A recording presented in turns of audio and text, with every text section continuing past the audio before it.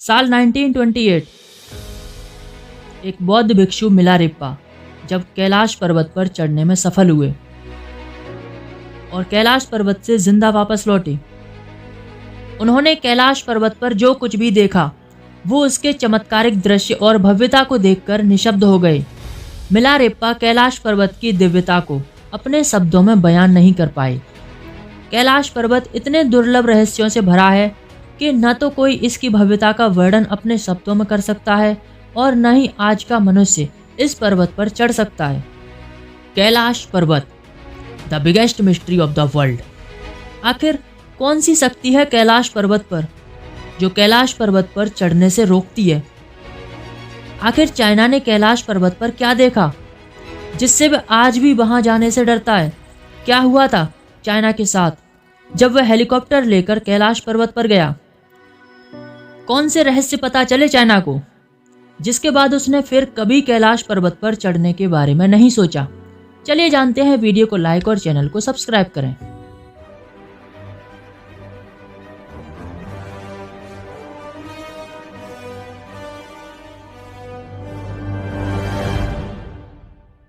कहते हैं कि मिलारेप्पा साल 1928 में कैलाश पर्वत पर चढ़ने में सफल हुए और ये ही इकलौते और आखिरी इंसान थे इस धरती पर जिन्होंने कैलाश पर्वत के चमत्कारिक रूप को अपनी आंखों से देखा। आज इस धरती पर कोई भी ऐसा इंसान जीवित नहीं है जो कैलाश पर्वत पर चढ़ पाया हो। ऐसा नहीं है कि कैलाश पर्वत की ऊंचाई ज्यादा है, चढ़ा नहीं जाएगा, ऐसा कुछ नहीं है, लेकिन बहुत कुछ है और जो इस पर्वत पर है वो दुनिया से परे है। मिलारेप्पा के बाद भी कई लोगों ने कोशिश किया कैलाश पर्वत पर चढ़ने की। दुनिया के कई बड़े बड़े वैज्ञानिकों ने इस पर रिसर्च की, लेकिन कुछ भी हाथ नहीं लगा। 1991 में जापान के वैज्ञानिकों ने कैलाश पर्वत पर चढ़ने के लिए एक टीम बनाई, लेकिन चढ़ाई के दौरान मौसम में खराबी और बर्फीले तूफान की चपेट में आकर पूरी टीम कभी वापस लौटकर नहीं आई। फिर 1999 में रूस के वैज्ञानिकों ने माउंट कैलाश के नीचे रहकर 1 महीने तक रिसर्च किया और बताया कि कैलाश पर्वत एक पिरामिड के आकार का है जो बर्फ से ढका हुआ है, जिसे शिव पिरामिड कहते हैं। इसके बाद 2001 में एक आखिरी कोशिश की गई कैलाश पर्वत पर चढ़ने की। 17 लोगों की टीम कैलाश पर्वत को फतह करने निकली। चीन ने स्पेन के वैज्ञानिकों को परमिशन दी थी कैलाश पर्वत पर चढ़ने की, तो 17 लोगों की टीम निकल पड़ी कैलाश पर्वत पर चढ़ाई करने। लेकिन आधे रास्ते में ही कुछ ऐसा हुआ कि उस टीम में से कोई भी वापस नहीं लौटा और इस घटना के बाद दुनिया भर की सरकारों ने कैलाश पर्वत पर चढ़ाई करने पर रोक लगा दी।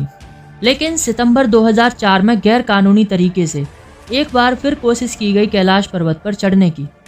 मॉस्को के Russian academy of natural science के जूरी ज़कारो और पॉल ने कैलाश पर्वत पर जाने का प्लान बनाया। दोनों कैलाश पर्वत की तलहटी पहुंचे और वहां पहुंचकर तलहटी में कैंप लगाकर रात को रुकने की सोची।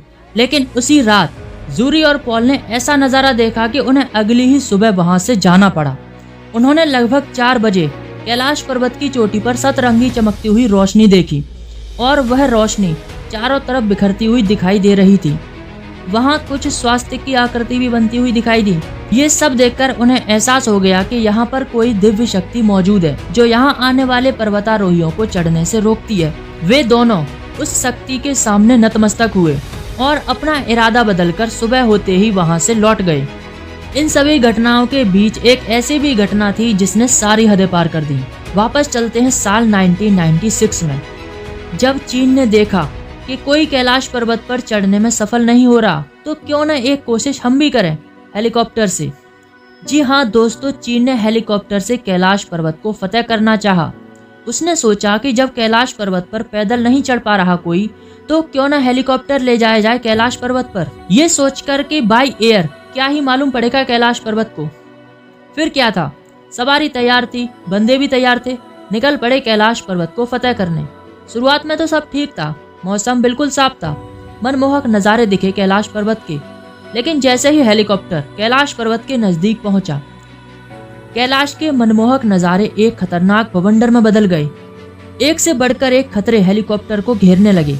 हेलीकॉप्टर में बैठे यात्रियों के सामने ऐसे ऐसे खतरे आए कि उनकी रूह तक कांप गई खतरों को देखकर। अचानक बिना किसी चेतावनी के मौसम में बदलाव, भयंकर तूफान, शांत और अद्भुत पर्वत पर हिमस्खलन इतना खतरनाक कि रास्ते में आने वाली हर चीज को तबाह कर रहे थे। तेज बर्फीली हवाएं, बादलों में बिजली की गड़गड़ाहट, इतना भयानक मंजर दिखाई दे रहा था कि उसमें बैठे यात्रियों को समझ ही नहीं आ रहा था कि अब क्या करें। भयंकर तूफान की वजह से हेलीकॉप्टर आउट ऑफ कंट्रोल होने लगा। बर्फीली हवाएं भी इतनी तेज थीं कि उसके इंजन ने भी काम करना बंद कर दिया था। हेलीकॉप्टर का radar system, fuel system, navigation system सबने काम करना बंद कर दिया। पायलट, ऑटो पायलट मोड सब खराब होते जा रहे थे। फ्यूल ने भी काम करना बंद कर दिया।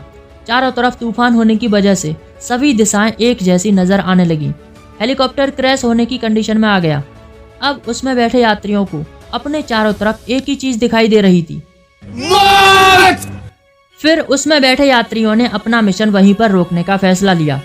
इसके बाद उन्होंने अपने मिशन को बीच में ही छोड़कर हेलीकॉप्टर वापस लिया, नहीं तो हेलीकॉप्टर क्रैश हो जाता। हेलीकॉप्टर के साथ जो कुछ भी हुआ अननेचुरल था। इतना सब कुछ होने के बाद भी चाइना ने और भी कई प्रयास किए कैलाश पर्वत पर चढ़ने के, लेकिन कैलाश पर्वत पर चढ़ने का मिशन कभी पूरा नहीं हो पाया। और जिस किसी ने भी कैलाश पर्वत पर चढ़ने की कोशिश की, उन सब के साथ बहुत ही मिस्टीरियस तरीके से अजीबोगरीब घटनाएं हुई, जैसे दिल की धड़कन बढ़ जाना, भरपूर ऑक्सीजन होने पर भी सांस लेने में दिक्कत, सांस फूल जाना, अचानक मौसम में बदलाव, हिमस्खलन, बर्फीली हवाएं, तूफान इत्यादि। लेकिन इन सब में इस पर्वत पर एक और चीज है जो इसे और भी ज्यादा मिस्टीरियस बनाती है, वो है समय। कैलाश पर्वत पर जितने नजदीक जाते हैं, टाइम का व्यवहार उतना ही बदल जाता है। आपके बाल और नाखून तेज गति से बढ़ने लगते हैं, आपकी उम्र बढ़ने लगती है, चेहरे पर झुर्रियां पड़ने लगती हैं। ये एक्सपीरियंस उन पर्वतारोहियों का है जिन्होंने कैलाश पर्वत पर चढ़ने की कोशिश की और आधे रास्ते से वापस आ गए। कैलाश पर्वत पर जो ऊर्जा है वो बहुत ही आश्चर्यजनक है, जो उस पर चढ़ने से रोकती है, उम्र बढ़ाने लगती है। ये दुनिया का एकमात्र ऐसा पर्वत है जो अजय है, जिसको लेकर दुनिया भर के वैज्ञानिकों में कई मतभेद हैं। रिसर्च ये कहती है कि कैलाश पर्वत के अंदर और ऊपर कुछ तो ऐसा है जो इस पर चढ़ने से रोकता है। वहीं धार्मिक लोग कैलाश पर्वत को भगवान शिव का घर बताते हैं। कैलाश पर्वत पर ही सभी देवी देवता निवास करते हैं और यही वो वजह है जिससे कैलाश पर्वत पर कोई चढ़ नहीं सकता। और कैलाश पर्वत के चारों तरफ जिस शक्ति का अनुभव होता है, हो सकता है वो स्वयं भगवान शिव का सुरक्षा कवच हो, जो ये नहीं चाहता कि कोई बाहरी इंसान इसके अंदर आए। या जिस पर्वत को हम पर्वत मानते हैं वो साक्षात भोलेनाथ हो, जो अपने ध्यान में लीन है एक पर्वत के आकार में और युगों युगों से इसी पर्वत पर निवास करते आ रहे हैं।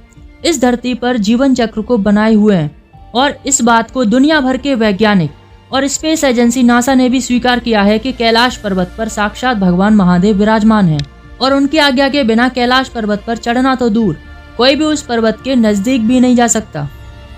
वीडियो खत्म, तो मिलते हैं नेक्स्ट वीडियो में।